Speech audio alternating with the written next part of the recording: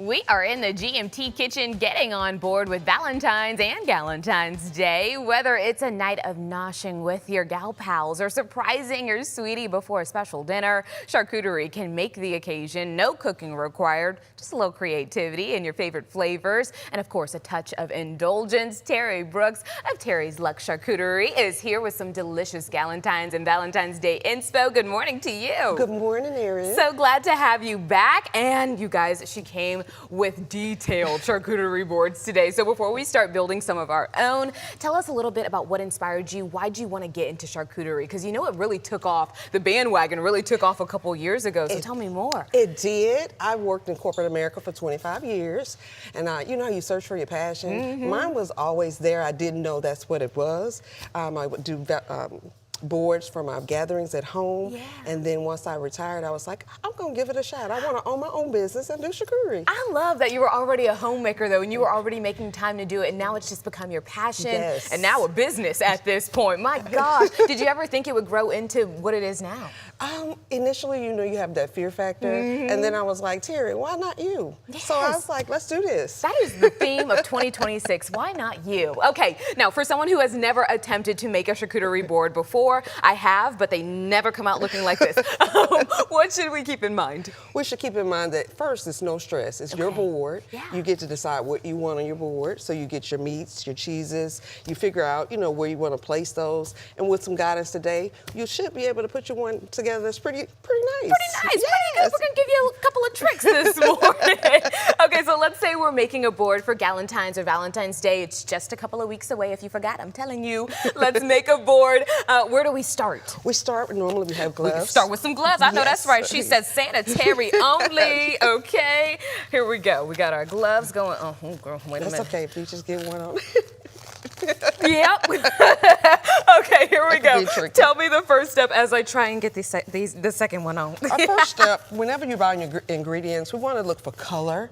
Yeah. As far as the seasonal fruit, we want a firm, like our green grapes here. Green is my favorite, but you can use red or the black grapes, and you want to make sure they're firm. And then you have your strawberries. I made these in little hearts. Cute. Yes. So basically, what you're going to do is I'm going to remove this for you. We kind of got a cheat, so you can put these right where I have those. Okay, so we're gonna start placing, and I love how fat and like juicy these grapes are. Pick those good ones, okay? And you said make sure they're firm. I like that you're also giving us tips on how to pick the right fruit, because you know, listen, we buy fruit nowadays and it expires in 2 days. So Right, you got to use it quick. We can't have flimsy grapes. We cannot. And then you place your strawberries kind of in the same spot. Now, would you say that fruits should always go first, or what do you think? The grapes are my anchor pieces. Okay. So I start with my grapes, and then we look at height.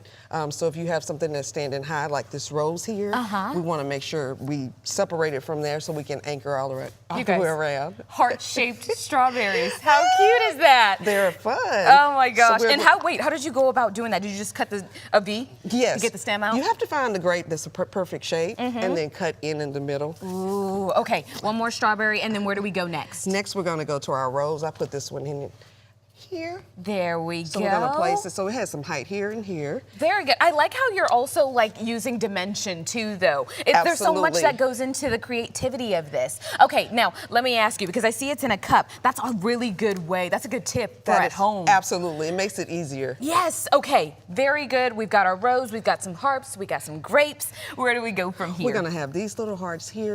These are the ones that you put on there to add a little extra cuteness for Valentine's Day. Oh my gosh. Okay, wait. How do we get them this color? Do they come like this? This cheese is a Windsor red cheese that I go get just for the color. I was like, I have to have some red cheese, and I'd used it before. This is perfect. Yes. Okay, great. Where do we go from now? Here.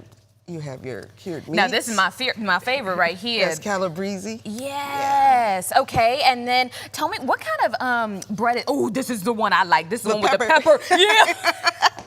She knows. She actually did the charcuterie for my birthday, and let me just say, the girls tore it up after the winery. Okay, they loved the charcuterie. Perfect. I don't think mine's coming out as cute as yours, but that's all right. Okay. So you have these crackers. Okay, now tell me about these crackers. What are these called? Cranberry sea salt crackers. These are the best ones as well, I think, too. They pair really well with the spreadables, but you can eat them with the regular cheeses. And I try to give a variety. So we have our Cars crackers that we put on there. So good. Now tell me, because you you cater as well. Obviously, I just told them you did my birthday. And so tell me how they can get in touch with you, how they can order their own charcuterie if they're thinking, listen, Valentine's Day is coming quickly and I need to think about the gift and not the food.